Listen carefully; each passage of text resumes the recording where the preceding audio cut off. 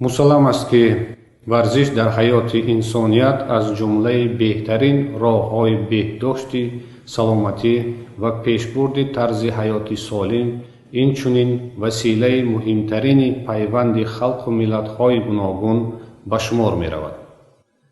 мардумони сайёраи замин бештар аз 150 сол аст ки ба футбол машғуланд ва ин бозӣ аз замони пайдоиш то кунун як вазифа ва як ҳадаф дорад, ки он ба ҳам овардани инсонҳо мебошад.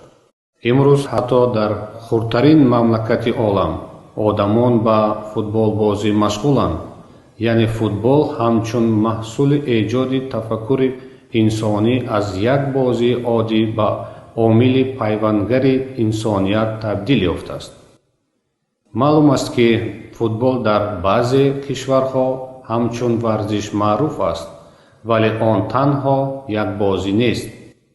ин намуди варзиш як падидаи фарҳанги умумиҷаҳонист, ки марзҳои миллӣ, монеаҳои забонӣ ва тафовутҳои иҷтимоиву иқтисодиро убур мекунад. ин як варзишест ки ҷаҳонро муттаҳид месозад ва бо забони универсалӣ сухан мегӯяд, ки ба ҳамагон маълум аст, яъне аз кӯчаҳои пур аз мухлиси шаҳрҳои бузург сар карда то деҳаҳои дурдастарини ҷаҳон футболро мешиносанду бозӣ мекунанд.